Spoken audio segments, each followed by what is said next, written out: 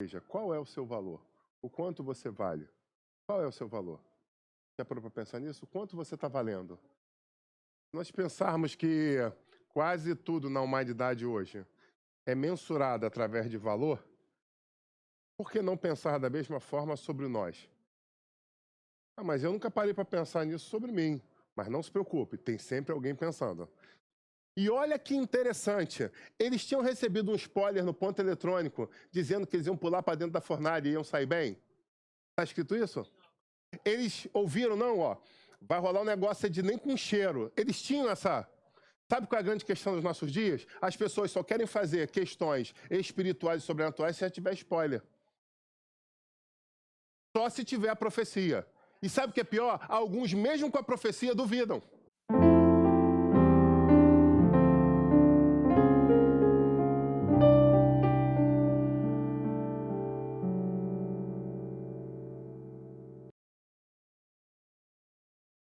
Queria saudar a amada igreja com a santa e gloriosa paz do nosso Senhor e Salvador Jesus Cristo. Salmo 119, a partir do verso 113. 113 ao 120, para ser mais exato. Diz assim a palavra de Deus: Detesto a falsidade, porém amo a tua lei. Tu és o meu refúgio, o meu escudo, e na tua palavra eu espero. Afasta-te de mim, malfeitores. Quero guardar os mandamentos do meu Deus. Ampara-me segundo a tua promessa, para que eu viva. Não permitas que eu seja envergonhado na minha esperança. Sustenta-me, serei salvo, e sempre atentarei para os teus decretos. Despreza os que se desviam dos seus decretos, pois a astúcia deles é vã. Rejeitas como escória todos os ímpios da terra. Por isso amo os teus testemunhos. O corpo treme de medo de ti, e temo os teus juízos. Senhor, eu quero te agradecer por mais essa oportunidade de ministrar a tua palavra na tua casa. Eu quero pedir que essa palavra venha falar aos nossos corações de uma forma muito especial. Conduz, Pai. Conduz para que tu transcorra na mais perfeita paz. Em nome de Jesus. Amém. Podeis assentar. Glória a Deus.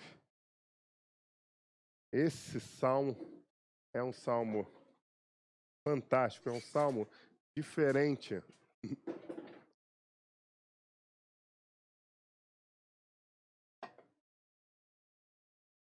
Porque ele é um salmo acróstico. A cada 8 versículos dele, ele representa uma letra do alfabeto hebraico. Ela foi escrita por um sacerdote do pós-exílio. Então, no pós-exílio, houve a escrituração desse salmo e ele traz, né, uma estrutura diferente dos outros.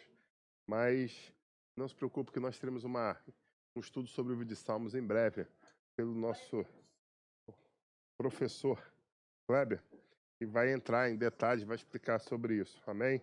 Bom, eu começo em cima desse pedaço, desse fragmento desse salmo tão importante, convidando para que nós venhamos a refletir qual é o nosso real valor. Essa é a hora de mostrar o nosso real valor. E aí eu pergunto, qual é o seu real valor? Poderia parar agora e levantar uma enquete junto à igreja. Qual é o seu valor? O quanto você vale? Qual é o seu valor?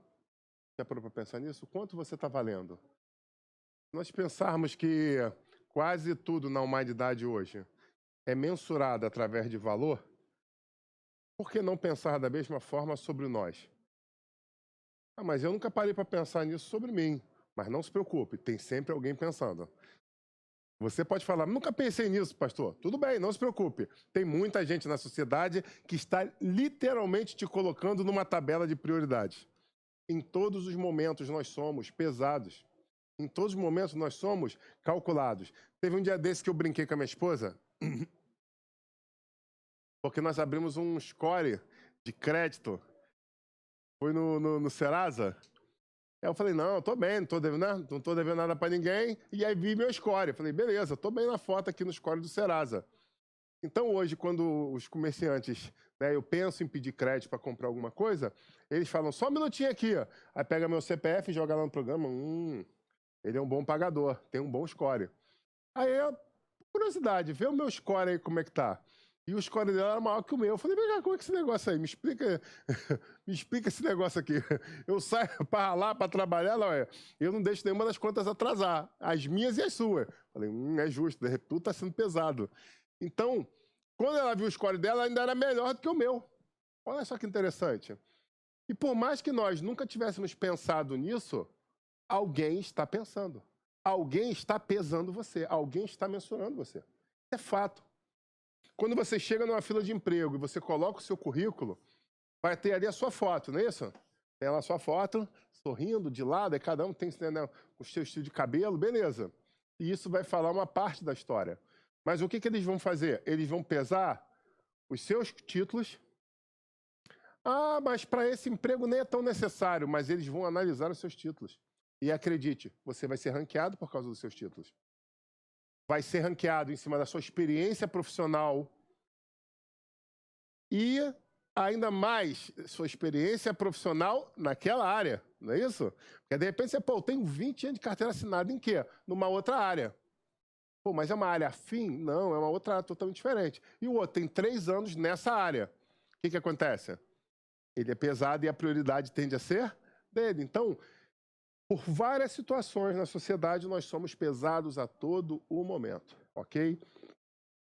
Pois bem, e o interessante é que quando a gente chega e analisa isso na palavra de Deus, a gente vê que, em alguns momentos, ele vai falar sobre retirar a escória da prata, e aqui ele está falando sobre tratar como escória.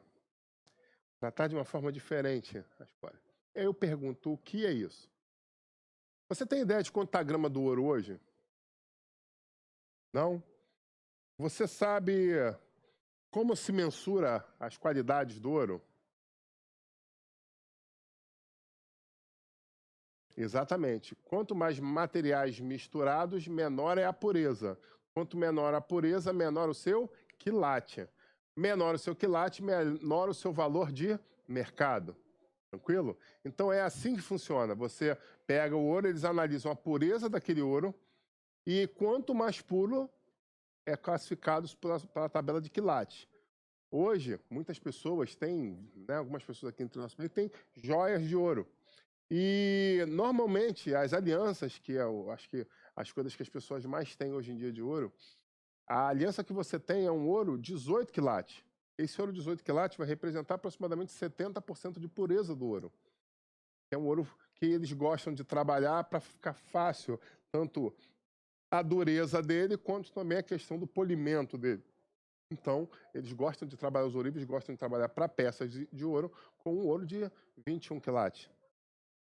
E aí, desculpa, no Brasil, no 18 quilates.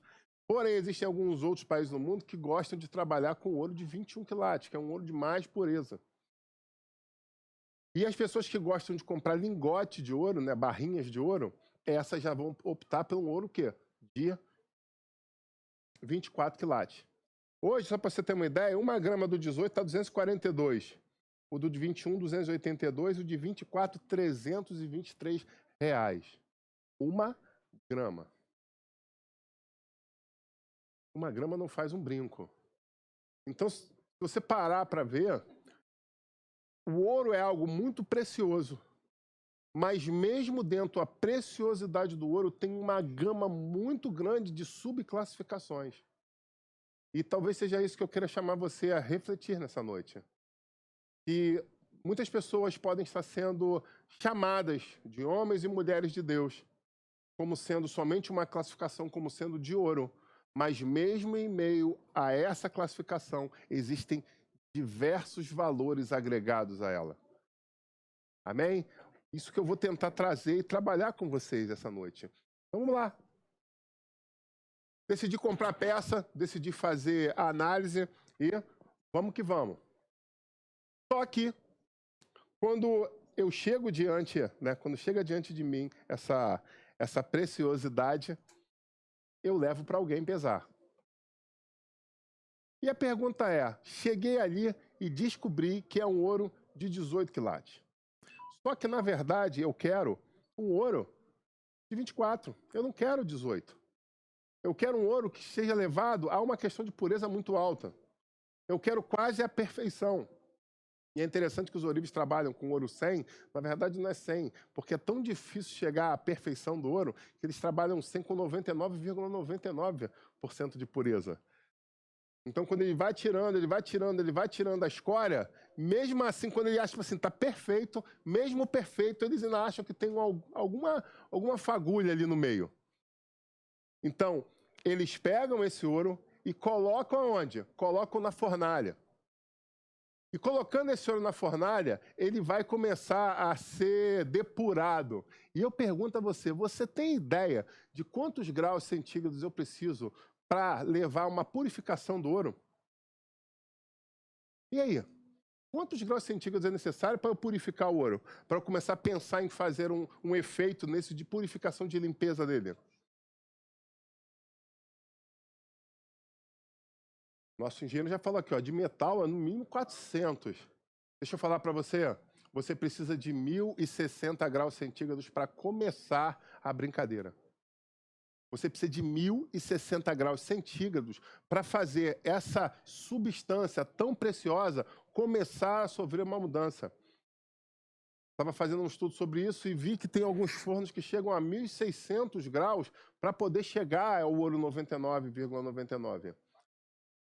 Então você para imaginar o quanto eu preciso aquecer a fornalha para fazer uma transformação no ouro. Eu acho que só aqui já podia parar a mensagem, porque quem é espiritual já entendeu o que a gente está tentando dizer. Quem é espiritual já entendeu, já podia parar aqui e fazer o apelo. Muitas pessoas querem ter um grande valor, mas não querem passar pela fornalha. Muitas pessoas querem fazer a diferença na face da terra, curtir, beleza, eu faço diferença. Então tá, pula para dentro ali do fogo que eu vou tirar um pouco de... Não, dentro do fogo não. Isso está machucando demais, está doendo demais. Não é isso que eu queria, não é isso que eu sonhava, não é isso que eu planejava. Tem que ser sim, eu quero ser sim o cara, mas tem que ser do meu jeito. E não adianta se enganar, porque é isso que está acontecendo em muitas pessoas e em muitas igrejas. Pastores estão falando, não, bota esse fogo aqui a 40 graus centígrados, que no final vai dar tudo certo, porque o Deus poderoso é contigo. Não adianta, não dá para quebrar princípios. E talvez seja essa a grande questão. Pessoas estão quebrando princípios espirituais, acreditando que vai dar tudo certo. E não é assim que funciona. O ouro precisa de 1060 graus centígrados para que possa começar a passar por uma transformação. Não adianta eu botar 900, não adianta eu botar 800 porque falou que passou os anos. Não adianta. 1060 é o batente para que se começar a purificar. Aleluia. Então, se você quer passar por purificação, se você quer passar por transformação, se você quer passar por libertação, deixa eu te dizer uma coisa, a fornalha precisa aquecer um pouco mais. Mas acredite, quando tirar lá de dentro, meu amigo, aí você vai ver, realmente, quando olharem para você e falar assim, está reluzindo. Aquele ali é diferente, meu Deus do céu. Não, pesa ele, meu amigo, aquele ali não tem nem como pesar. O quilate dele é outro totalmente diferente. Então, em nome de Jesus, está na hora da gente acordar. Como o Espírito Santo nos trouxe aqui no começo em Provérbio, nós precisamos romper com a preguiça, com o ostracismo. Meu Deus, com a miséria. E começarmos a acreditar que nós somos capazes de passar, sim, por uma situação nova na nossa história. Mas eu não posso obrigar a você a passar por isso.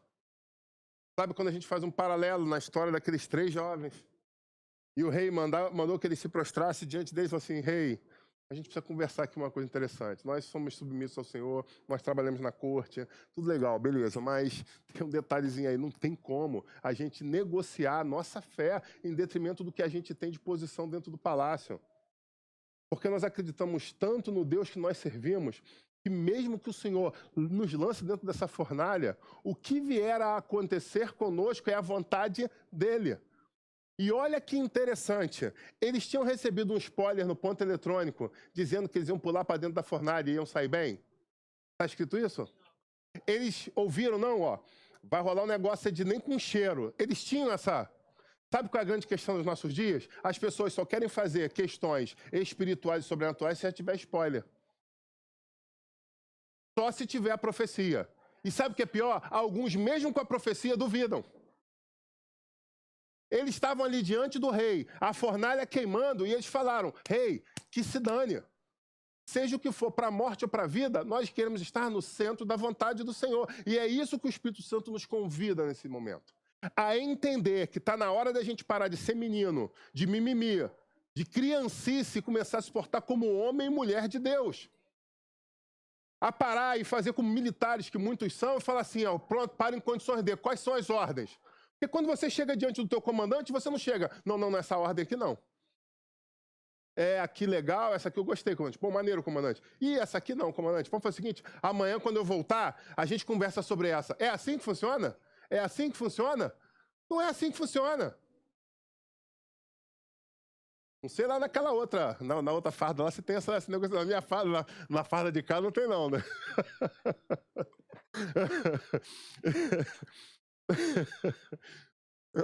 Então a gente chega lá, a gente dá o nosso pronto e recebe um monte de pepino. Pega aquele baú, né? Enche o baú de coisa e bota no ombro e vai embora.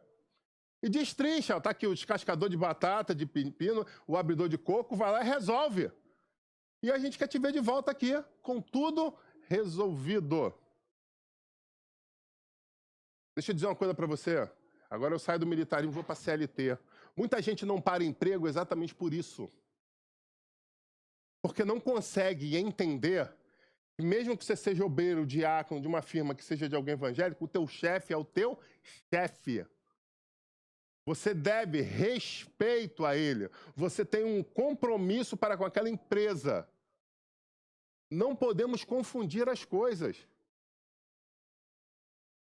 Dai a César o que é de César e a Deus o que é de Deus. Essa é a grande questão. Nós precisamos começar a amadurecer e agir como pessoas maduras. Porque quando nós decidirmos agir como pessoas maduras, coisas novas e tremendas vão começar a acontecer nas nossas vidas. Você crê nisso? Eu creio. Eu creio. Uma outra coisa interessante, essa não está nem no esboço não, mas também anda em paralelo a isso, é a questão de alguém chegar e dizer para você, não, você até aceitou a Jesus, você está até rolado entre ouro, mas você tem 4 quilates, você tem 3 quilates, você nunca vai reluzir como um 18 quilates. E deixa eu dizer uma coisa para você, muita gente acredita nisso. Sabe qual é a brincadeira a brincadeira atual? É a segregação entre povos. Bom, vou falar. Antes de vir para cá, tirei um momento de oração, aí parei para ver algumas notícias, eles estavam falando lá nas notícias sobre a questão de alguém morreu e que tinha cutis negra. E aí tava, não, mas morreu porque tinha cutis negra, morreu porque roubou, morreu por não sei o quê, mas foi da sua... E aí quando você vê um monte de gente num debate, e você olha aquilo e fala assim, cara, muito legal. A história foi a mesma, os pontos de vista são diversos. E é por isso que hoje no mundo você está vendo uma situação tão polarizada que as pessoas são treinadas para serem inimigos uma das outras. Os magros criticam os gordos porque acham que eles são glutões. Os pretos criticam os brancos porque acham que o emprego não foi para ele porque ele não estudou. O branco critica o negro porque tem medo de ser assaltado por ele. Porque algum dia alguém foi assaltado por um negro. O muito alto critica o muito baixo porque tem que ficar pedindo ele para buscar as coisas Olha, mistério, aleluia. Agora foi revelar, agora... olha aí, pega o negócio lá no armário para mim, pega... Ah, olha aí, olha. Viu uma lágrima aqui, hein? Levanta aí, pega lá o negócio... Veredas antigas aí, ó. Você que é solteiro, cuidado se você casar com uma mulher de 1,60 m e depois você sabe que vai ser a escada dela, se é o guindaste dela. Né? Pega aquele negócio ali em cima e você vai ter que ficar pegando toda hora. O ponto eletrônico falou, tem a oportunidade de ser a vida toda útil para sua esposa. Olha, mistério, hein? Então, nós precisamos tomar decisões para nos levar à união em Cristo. E tomar muito cuidado, porque na igreja as pessoas estão permitindo que esses pensamentos do mundo acabem entrando dentro da casa. E as pessoas acabam se segregando dentro da igreja. Mas deixa eu dizer uma coisa para você. Nessa igreja, nós rompemos com a preguiça. Nós rompemos com a mediocridade. E nós rompemos com... mistério. Aleluia. Jesus. Nós rompemos com as bolsas assistencialistas, porque nós dizemos não à pobreza. E, meu Deus do céu, é até forte dizer isso. Nós tomamos a decisão de viver em prosperidade.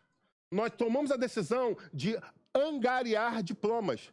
Nós tomamos a decisão de sair em campo e tomar aquilo que é nosso. Essa é a questão. Começar a tomar posição na face da terra e falar: eu sou uma pessoa útil. Sou útil para a sociedade, sou útil para a igreja, sou útil para a minha família, eu sou uma pessoa útil. Muitas pessoas estão se encostando, porque deixa eu dizer uma coisa para você, uma das principais leis da física vai falar sobre a questão da inércia. E qual é a premissa da inércia? Se você larga um corpo, o que ele faz? Ele tende à inércia. Mas se eu aplicar uma força sobre ele, o que vai acontecer com ele? Ele entra no estado de aceleração. E se a gravidade for zero, o que vai acontecer com ele? A gente aproveita isso da física aqui. Ele vai continuar aqui andando o resto da vida dele. Mas a gente tem gravidade zero no nosso planeta? Não, a gravidade é 9,8. Para concurso, às vezes eles cobram 10 para ficar a conta mais fácil para você, né? Fato é, com a gravidade 9,8, eu imprimo uma força. Se eu parar de imprimir essa força, o que vai acontecer? Esse material que estava em movimento tende novamente ao quê? A inércia. Então, não adianta pensar que eu fazia, eu acontecia, eu evangelizava, eu ganhava, eu transformava, eu limpava. E se você não está fazendo mais, você está na inércia. Cara, que eu tive uma empresa que trabalhei com isso, você quer agora você trabalha? Não, então você está onde? Na inércia. E muitas pessoas querem que você esteja na inércia, porque se você estiver na inércia, eles vão te dar o teu pão. E você vai ser grato por esse pão, porque você vai se sentir como um passarinho. Não fiz nada, mas aqui está aqui o pão na minha mesa porque alguém fez. A palavra de Deus fala sobre isso, o apóstolo Paulo. Aquele que não trabalha, não coma. Então é bíblico você viver de bolsa assistencialista? Não sou eu que estou inventando, é a Bíblia que diz. Aquele que não trabalha, não coma. Olha que profundo isso. Então ele está dizendo que nós precisamos fazer a diferença. Quando Jesus chega diante de Pedro, e ele estava pescando depois da ressurreição, e ele fala, joga a rede para cá. Tem uma coisa muito interessante nesse texto que eu não vejo quase ninguém trabalhando. Para não dizer ninguém, porque ninguém é muito forte. Mas eu não vejo quase ninguém trabalhando. Jesus chegou e falou, joga para lá. Não, mas a gente... Vai lá, faz aqui, faz conforme eu estou falando. Jesus falou, para tudo isso aí, vem para a praia, que vem comer peixe comigo. Jesus falou isso? Jesus não falou isso. Mas quando ele chegou lá na praia, o que já estava na churrasqueira? Já tinha peixe sendo preparado. E aí é uma grande reflexão espiritual para todos nós. Ele prova que ele quer que a gente faça a nossa parte, pescando, mas que ele não depende do teu dízimo, da tua oferta, porque ele, quando quer, já tem o peixe na assadeira.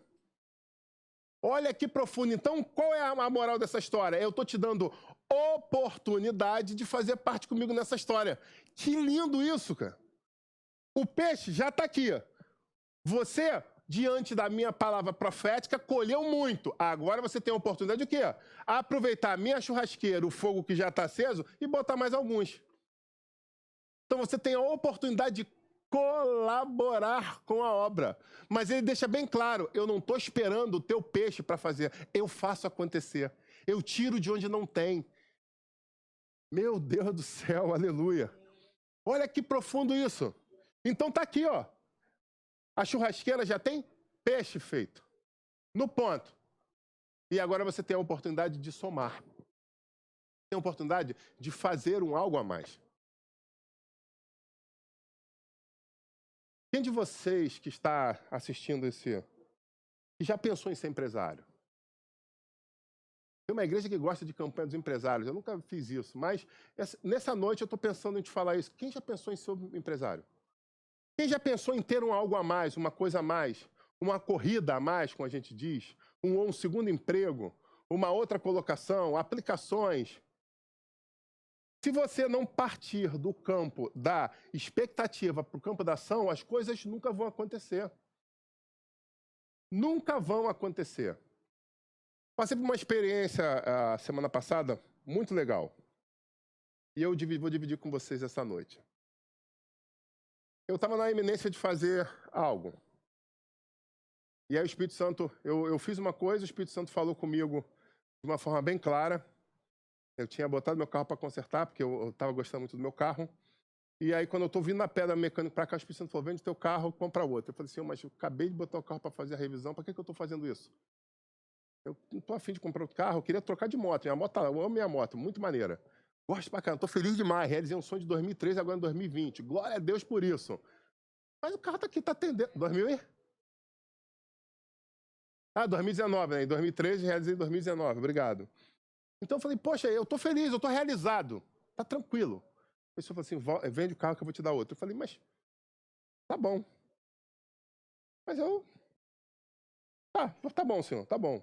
Vou orar, se é isso mesmo. E aí, clamando ao Senhor, em jejum, o Espírito Santo falou de novo comigo de uma forma muito clara. Falei, tá bom. Aí eu perguntei, Senhor, para que eu fiz a revisão do carro? Sabe o que ele falou para mim? Porque eu vou dar para um amigo. O que é bom para você, eu vou dar para outra pessoa, para ser bem para ela. E às vezes a gente fica na mesquinharia, na mediocridade de pensar, pô, mas eu gastei o dinheiro da revisão. Não, não é nada disso. É muito mais que isso. Aí sabe o que ele fez? Aí você pensa, você desintegrou o dinheiro. Dinheiro de quê? Aí eu assino o contrato e compro outro carro. Tinha o dinheiro? Não. Na outra semana, uma pessoa que devia dinheiro pra gente há mais de 5 anos pagou a gente. É isso que eu estou falando. Vocês entendam o que é viver o evangelho pleno. É você primeiro agir para que ele tome a postura. Ele não falou, faz que vão pagar. Que essa pessoa está devendo dinheiro para a gente, o empresário.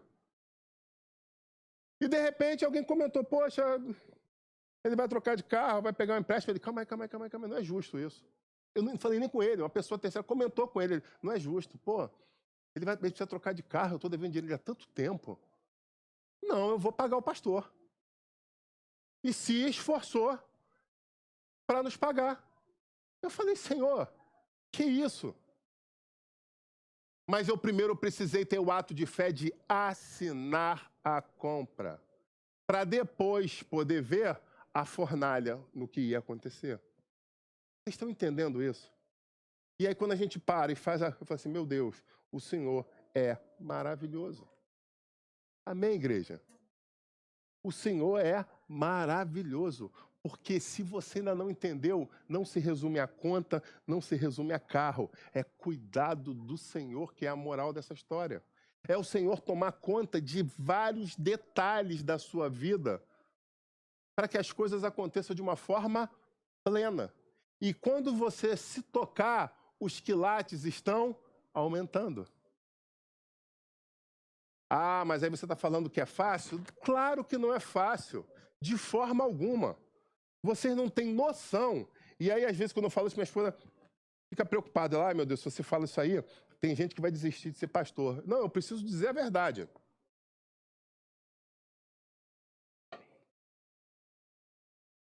Você não tem noção de quantas guerras um pastor se mete pela vida dos outros. Pela sua vida. Pela sua vida, pela sua vida, pela sua vida. Quantas guerras, quantos ataques às vezes eu sofro por coisa que você ama. Por que está acontecendo isso? Onde dei mole em alguma coisa? Não, não é que você deu mole. É que você ministrou uma palavra que trouxe transformação numa vida e aqueles espíritos que estavam operando na minha vida estão vindo contra você agora com ódio de você. É simples assim. Aí eu, entendi. Então, porque eu falei a verdade, agora eu estou entrando numa situação de combate? Amém. Vamos melhorar o quê? O quilate. Mas para melhorar o quilate, precisa passar o quê? Pelo fogo. Então essa é a vida de um pastor.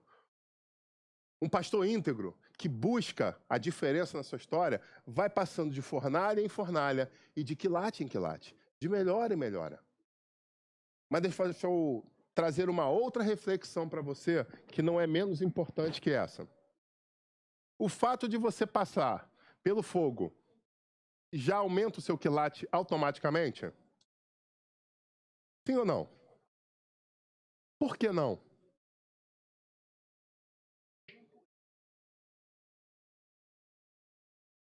Qual é a grande questão que talvez você não saiba, mas eu vou te explicar agora.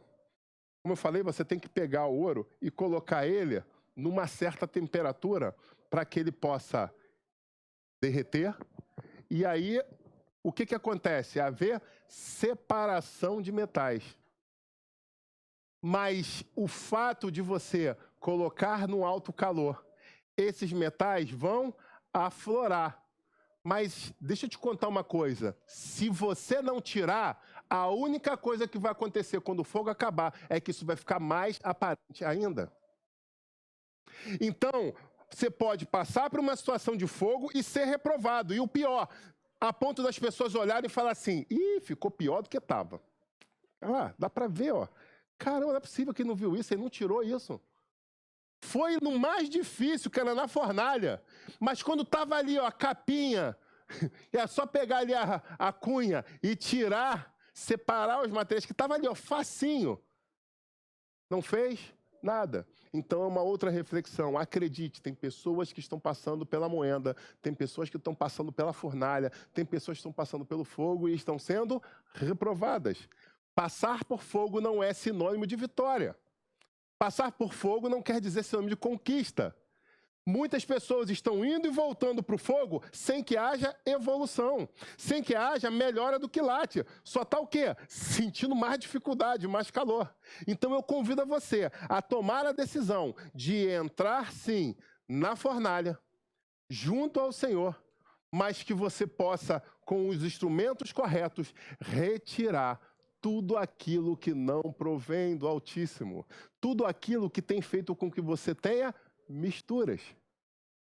Então, entre sim na fornalha, mas passe por essa transformação.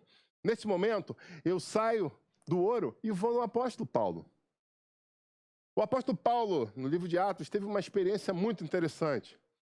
Jesus Cristo já havia subido, voltado para junto do Pai. A religião daqueles do caminho estava crescendo cada vez mais e os líderes judeus estavam ficando desesperados com isso. E aí, qual é a decisão que eles tomam? Eles começam agora a caçar esses homens e mulheres que seguiam a Cristo. O apóstolo Paulo era uma pessoa diferenciada em Israel. Vocês concordam comigo? Ele era diferenciado pelo título, ele era diferenciado pelas documentações que ele tinha, por ter a dupla cidadania. Ele era diferenciado pela educação, pela formação dele e pelo lugar onde, por conta de tudo isso, ele podia entrar. Então, ele tinha acesso a pessoas e a lugares que outros não tinham por toda essa construção que ele tinha junto a ele, ok? Então, ele construiu uma história que permitiu ele entrar em certos lugares, ok? Agora ele está diante de grandes homens que deveriam ser homens de Deus, e diante de uma expectativa, ele se voluntaria para fazer algo que seria nobre. Concordam comigo ou não? Que a missão que ele se coloca é uma missão nobre? De perseguir aqueles, entre aspas, mentirosos? Era ou não era isso? Não era isso que estava dizendo? A religião oficial era o judaísmo e aquelas pessoas estavam deturpando, através de um herege, a religião. Era essa a história que era vista pelo lado do judeu? Sim. E ele se voluntaria para ser um verdadeiro caçador dessas pessoas que estavam ferindo aquilo que ele colocava como sendo mais sagrado. Então ele chega e fala, pronto para, em condições de. Me lança as cartas de autorização, com homologação junto ao Império Romano, que eu vou sair à caça desse... E aí vou tacar fogo na casa, vou quebrar, vou prender, vou fazer acontecer. Esse movimento de rebelião vai acabar. Está comigo. Eu estou botando o meu nome, eu estou colocando a minha chancela, que isso não vai ficar assim. Paulo estava certo ou estava errado? Pergunto eu para você. E aí, bota no chat aí. Paulo está certo ou estava errado? Em cima do que ele acreditava, ele estava certíssimo. Ele estava combatendo a pseudo-heresia. Então, se alguém está combatendo algo pseudamente certo, ele estava o quê? Revestido de autoridade. Matando gente em nome de Deus. Ele estava fazendo o que ele acreditava ser certo. E deixa eu dizer uma coisa para você, tem muita gente nos nossos dias que estão fazendo exatamente isso. Estão fazendo coisas grandiosas, coisas que realmente elas colocam a alma naquilo, colocam a vida naquilo, mas elas estão terminantemente erradas. Tem gente que está colocando todas essas forças num projeto e quando vai ver aquele projeto dá em nada. É frustração, é decepção, o projeto vem a falir. E aí a pessoa entra em desespero, porque ela colocou todas as suas cartas naquele projeto. Eu lembro quando eu investia na Bolsa de Valores, e eu fazia o day trade, uma coisa que a gente aprendia que era muito marcante é nunca tenha uma cartela unificada de ações, tenha sempre uma cartela diversificada. Por quê? Pode vir a acontecer reveses na empresa X ou Y, e se você tiver tudo ali, você vai falir. É muito interessante isso. E o mais interessante é que eu acredito que eu devo ter feito day trade por uns 3, 4 anos, por bastante tempo. E um dia alguém chegou para mim e falou, olha, se liga aí, porque tem alguma coisa estranha no mercado. Fica ligado, fica com teus ouvidos atentos aí. Se você puder executar tudo que você tem e esperar aí uma semana, eu falei, pô, mas por que eu vou fazer isso, cara? Tá só vitória, só lucro. E outra coisa, foge da empresa X, porque a empresa X tem uma situação estatal e a pessoa deu a planta. Estava num aniversário, uma festa de aniversário, comendo bolo, num terraço de uma casa. Eu lembro exatamente onde eu estava. E essa pessoa foi e me deu essa orientação. Agradeci, vida que seguiu. Passou umas 2 semanas, veio o crash da Bolsa. Veio exatamente o crash da Bolsa. E aí, quando veio esse crash que aconteceu, os papéis pulverizaram de muitos papéis, né, viraram pó, mas em especial dessa empresa que eu tinha sido avisado, o valor dela caiu de 80% praticamente, 70%. E aí você acorda no dia seguinte, olha para a tua carteira de investimento e fala assim, caraca, todo o dinheiro que eu investi nos meus últimos 4 anos se perdeu. Tudo que eu fiz foi pro ralo. Todas as minhas economias, o dinheiro de um apartamento que eu ia comprar, foi pro ralo. E agora? Se matar, cortar os pulsos, tiro na cabeça, o que faz? Respira fundo e se reinventa. E aí vem uma lição muito extraordinária em Bolsa de Valores. Se você, não sei se você já investiu alguma vez, se você investiu, você vai entender claramente o que eu estou falando. Se você vê que uma coisa dessa aconteça, o que você faz? Respira fundo, pega aquilo ali, bota dentro de um cofre, bota lá o pessoal faz muito escola americana, que bota lá uma cápsula do tempo, bota uma cápsula do tempo para daqui a 2 anos, 1 ano, aí você reabre e volta a pesquisar como é que tá. Porque nada melhor do que o tempo, para que possa haver o quê? Uma retomada da economia. E foi isso que eu fiz. Nós deixamos aquele papel ali, foram aproximadamente 2 a 3 anos, para que ele pudesse voltar novamente a crescer, para aí sim a gente poder voltar a fazer um trade, para poder voltar a executar algum lucro, que na verdade era a redução cada vez mais de uma perda que havia acontecido. A pergunta é, o que teria acontecido se naquele momento de desespero eu tivesse vendido tudo? Eu teria ficado com prejuízo dos 70% a 80%. Fica uma lição para você, como homem e mulher de Deus. Você às vezes está fazendo um grande projeto como Paulo estava fazendo. E talvez ele não esteja exatamente como você imagina, mas calma, não há nada melhor do que o tempo para fazer as coisas serem transformadas. Amém, igreja? Então Paulo teve um encontro com Jesus, e naquele momento do encontro com Jesus ele foi chocado, ele foi balançado. E o mais interessante, vocês que estudam Bíblia, o que foi que Paulo perdeu naquele momento?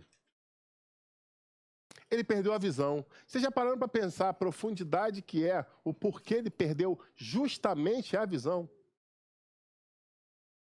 Ele perdeu, Deus permitiu que ele perdesse a visão, exatamente isso. Para ele chegar ao consenso que, na verdade, ele estava cego. Perfeito, ganhou uma estrelinha no caderno depois. O Ponto Antônio falou que estava cego. Eu falei, exatamente isso. Ele estava cego. Mas como ver que você estava cego? A melhor forma que Deus fez, vou fazer o seguinte, eu vou tirar os teus olhos, vou tirar a tua visão, para você literalmente se sentir cego, você entender que você está cego, e o melhor, eu vou restabelecer essa visão de uma forma que você nem imagina.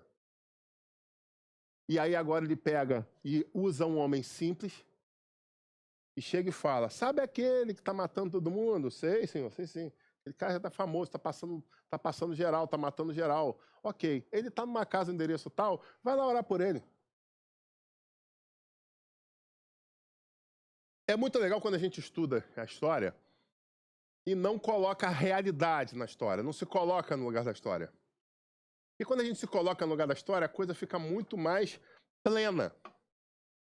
Como a nossa irmã, que deu um testemunho aqui antes, falando sobre a questão do amar ao próximo. Meu filho, eu preciso amar as pessoas incondicionalmente, como se eu amasse a mim mesmo.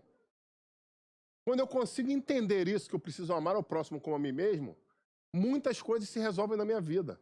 De uma forma simples e rápida.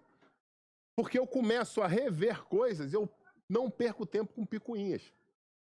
E quando eu não tenho tempo para picuinhas, porque quem ama, perdoa. Então eu decido perdoar, porque eu amo.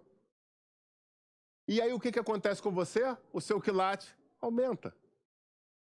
Porque eu não estou dizendo que isso muitas vezes é fácil. Não estou falando isso. Mas eu estou falando que é uma decisão unilateral. É você que precisa fazer. É você que precisa decidir. Eu libero, eu pratico o apiame ou não?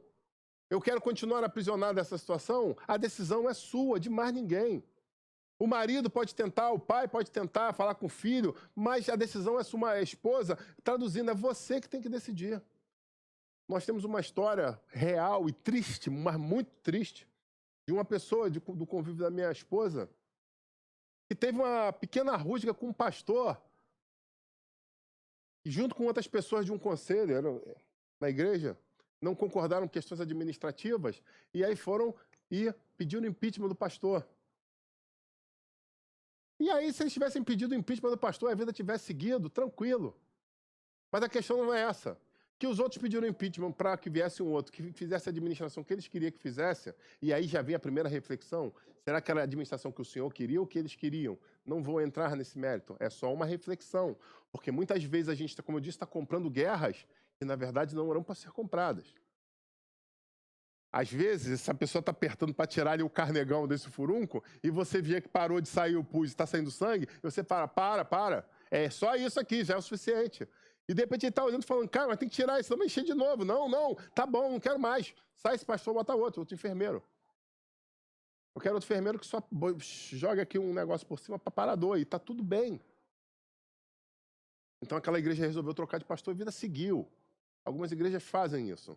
Como te disse, não vou entrar nessas questões administrativas. O fato é que entre aquelas pessoas daquele concílio, ela não só quis trocar o pastor, mas ela começou a odiar o pastor. E é muito interessante que várias pessoas chegaram nela e falaram assim, cara, não é para tanto. Ela cometeu ali uma situação administrativa que a gente não concordou, vida que segue, chama outro, ele é funcionário da igreja, a gente demite ele, contrata outro e vida segue. Porque ele é funcionário, mas ele é pastor. Ele tem uma ação sobre a vida dele. Você já parou para pensar que você está... Não, mas eu odeio, porque ele, eu odeio, e verbalizava isso. Né? Só que essa mulher começou a ser acometida por demônios, opressão maligna, que vocês não têm noção. Ela urrava, ela gritava de dor, de desespero, dos demônios vindo no quarto dela.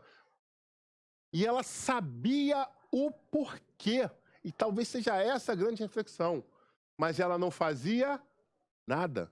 Ela estava no meio da fornalha, a escória tinha vindo para cima, mas ela decidia fazer nada. E o mais interessante, que comissões e mais comissões de pessoas, pedido pelo marido e pelos filhos, para tentar demover ela dessa ideia, e ela continuava mantendo a posição. Eu não perdoo e eu não perdoo. O triste dessas histórias da vida real é que muitas vezes esses sofrimentos não acabam na primeira geração. E aí quando a gente pega a história dessa família, a gente vê E essa legalidade espiritual acabou machucando muita gente dali para baixo. Infelizmente. E foram anos de sofrimento e dor até que houvesse um recomeço desnecessário. Amém, igreja? Está entendendo? Misericórdia, perfeito, misericórdia. Então ela decidiu ter o ódio, ter o rancor. Ela queria se alimentar daquilo, ela gostava. Mas isso é absurdo. Mas fazer o quê? Tem muita gente que vive absurdos aí. Tem um monte. A humanidade está cheia de gente que vive absurdos. Que pegam aqueles pontos de contato como autocomiseração, e agora estou falando como analista, elas querem ter aquela sensação de coitadas, de vítima. Então elas se defendem em cima disso. O demônio está me afligindo, mas a culpa é dele, porque está me afligindo. Ué, mas se fosse a culpa dele, o demônio estaria afligindo quem? Ele. Então, não, eu estou passando por isso, então eu quero continuar passando por isso para provar para todo mundo que a culpa é dele. Olha que profundo, que bizarro isso. Pois bem, o apóstolo Paulo passou por aquela situação. E aquele homem teve a coragem de obedecer ao Senhor, ir lá e orou por ele. E quando orou por ele, os olhos deles foram restabelecidos. E Paulo realmente acordou diante da situação que ele estava vivendo. Então ele estava fazendo a 100% com as forças dele algo que, na verdade, ele estava 100% errado. Mas ele precisou passar por essa fornalha para que lá ele pudesse acordar e tomar a decisão. Eu quero mudar. Eu quero recomeçar. Eu quero reinvestir na minha vida. E deixa eu te dizer uma coisa. Logo no começo da brincadeira dele, do recomeço da história dele, ele passou por uma situação onde a gente até comentou um dia desse que as pessoas tinham a técnica de apedrejamento para a morte, e ele foi apedrejado e deixado como morto fora da cidade. E aí vem a reflexão, ele morreu ou não? Eu tenho a visão de que ele realmente experimentou ser levado à dor da morte para recomeçar essa história dele. Então, é uma visão que eu tenho, porque eles eram especialistas nisso, eles faziam morte por apedrejamento há muito tempo, pura e simplesmente, não, com Paulo eles erraram, vamos dar só meia dúzia de pedrada, visto que eles tinham ódio de morte dele, porque ele tinha mudado de lado. Ele mudou de lado, ele decidiu mudar de lado.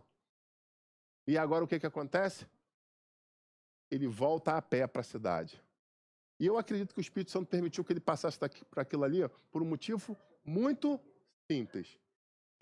Deus permitiu que ele passasse por aquilo, para dizer até que ponto você está disposto a recomeçar a sua história. Até que ponto você está disposto, em cima de tudo que você fez, você está entendendo o que eles passaram? Você está disposto a você agora passar por tudo isso? Eu creio que o Espírito Santo de Deus levou Paulo àquela situação de fornalha para realmente falar, vamos tirar essa escória? Vamos arder esse fogo a ponto de queimar em você, doer em você, machucar em você. Você entendeu o que eles passaram? Sim, Senhor, eu entendi o que eles passaram. Então, eu agora quero fazer totalmente diferente. Eu quero amar eles a ponto de que mesmo que minha vida esteja em risco, eu vou defender eles agora com o sacrifício da minha própria vida. E Paulo virou uma pessoa que pregava de uma forma quanto mais. Ele se entregou como ninguém na história do Evangelho. Lógico, eu estou tirando Jesus, eu estou tirando Jesus. E eu posso até dizer também que eu vou tirar João. Vou deixar o João como sendo o que mais passou. E depois, na sequência, ali, ó, pertinho ali no score, eu vou colocar Paulo. Ele tomou a decisão de amar. Ele tomou a decisão de recomeçar a história. Porque mesmo passando por dificuldades, ele não voltou atrás. Então, em nome de Jesus Cristo, eu te peço que você possa passar, sim, pela fornalha, mas que você tome a decisão de tirar a escória. Para que cada fornalha que você passe, você possa ser depurado. Para que cada vez mais coisas extraordinárias mudem na sua vida. Amém? Queria terminar essa mensagem convidando você a fazer uma introspecção. Quantas vezes você, assim como Paulo, fez algo E você estava coberto de certeza que aquilo era o certo, que aquilo era o melhor. Mas que lá na frente, quando você se tocou, era ouro de tolo.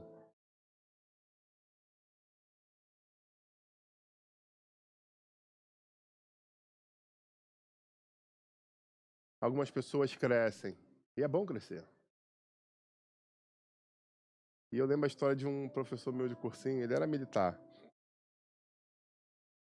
E ele comprava ouro em Manaus para revender no Rio de Janeiro. E ele tinha uma pessoa que comprava o ouro para ele em Manaus. E ele ia lá, embarcava, trazia para o Rio para fazer a fundição. Né? Tinha alguém para fazer a fundição e vendia as joias aqui. E ele tinha uma porcentagem de lucro legal com isso. A pessoa que vendia lá tinha um lucro dela, o ourives tinha um lucro dela, e ele que vendia as peças tinha um lucro dele. Todos lucravam com essa história. Só que o olho dele começou a crescer, e essa história foi contada por ele para mim. O mais interessante é isso. E ele falou, eu vou dividir uma coisa com vocês aqui que aconteceu na história da minha vida. E num dado momento ele começou a virar especialista em ouro. Ele, não, eu sou especialista em ouro agora, eu já sei o que é ouro bom, o que não é. Eu bato o olho aqui, eu já sinto, e pinga aqui, faz aquilo, beleza. Eu tô bom nesse negócio. Aí o que ele fez? Dispensou o intermediário que comprava para ele no norte. E ele mesmo começou a ir lá para fazer negócio. Pois bem, a primeira vez deu certo, a segunda vez deu certo, e a margem de lucro dele aumentou e ele foi pedir um carregamento maior ainda. Foi quando veio a triste notícia.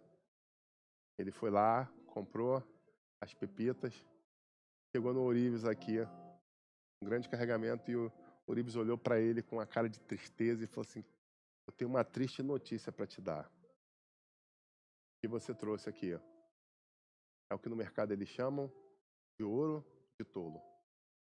Ele reluz, ele parece muito, mas o quilate dele não tem valor. Esse professor quase infartou na hora. Ele falou, era muito dinheiro, vocês não têm noção. Todas as minhas economias eu tinha comprado naquele carregamento. Um grande lucro que eu ia ter. Meus olhos cresceram diante da situação, eu reconheço isso.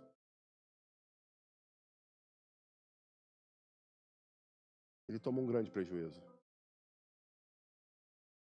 Sabe, na nossa história, muitas vezes nós fazemos isso. Nós temos grandes prejuízos. Porque agimos de forma errada, de forma egoísta. Não reconhecendo o valor de cada um daqueles que estão no meio do processo. Eu estou falando aqui, eu estou ministrando, e eu estou com o microfone.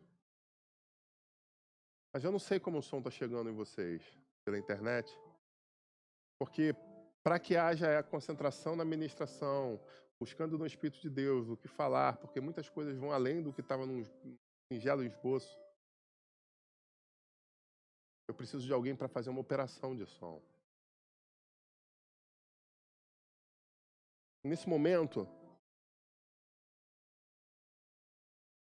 houve a necessidade ou a sensibilidade de se haver uma orquestração de preenchimento de fundo através de instrumentos musicais. Eu não combinei com o músico, mas isso está acontecendo porque eles sentiram que era o momento de ambientar o corpo. Nós precisamos trabalhar como um organismo. Nós precisamos entender como um corpo, como Jesus.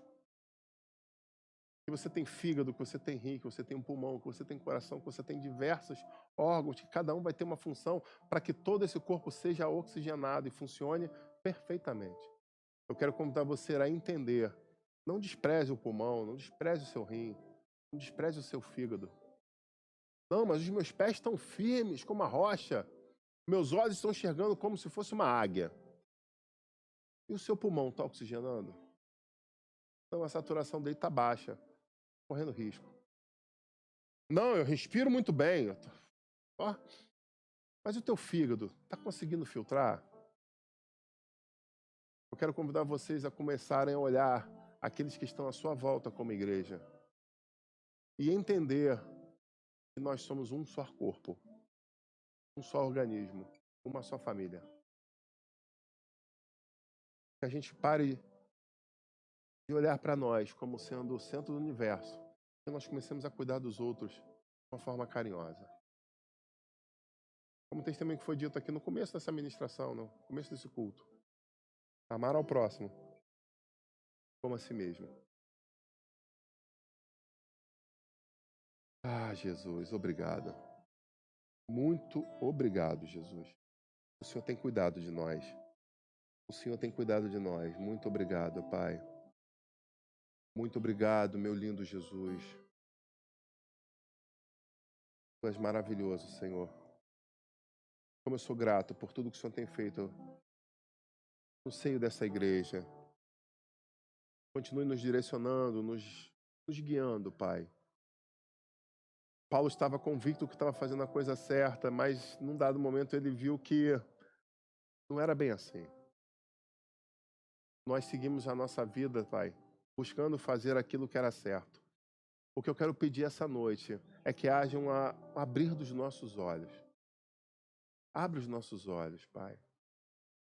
Nos dá a oportunidade de ser testemunho vivo para aqueles que estão à nossa volta. Senhor, Tu sabe onde nós moramos, onde nós trabalhamos, onde nós estudamos, com quem nós convivemos, Pai. Tu conhece a nossa família. O que eu quero te pedir essa noite, Pai, é que nós possamos ser testemunho vivos para aqueles que estão à nossa volta. Tem tantas pessoas que estão seguindo no Evangelho, mas que por ano após ano não estão evoluindo no seu quilate, Pai. Nos dá a oportunidade de mostrar para eles, Pai, o que é melhorar, o que é crescer, o que é evoluir, Senhor.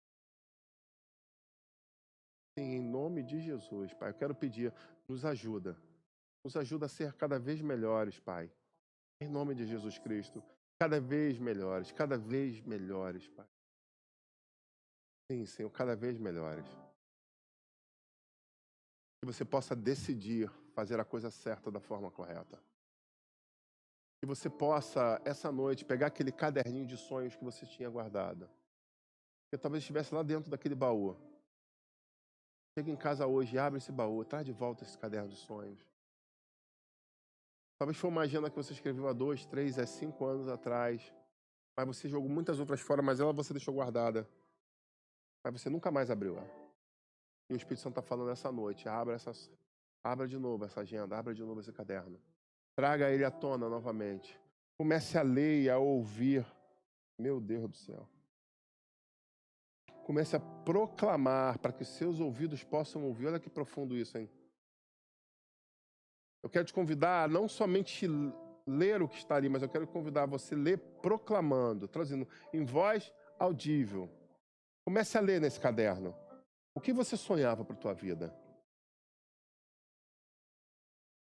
Eu quero convidar você a se confrontar essa noite. A quem você sonha em ser e quem você realmente tem sido. O Espírito Santo está nos chamando essa noite para transformação de histórias, para recomeço, para tomar as rédeas da nossa vida.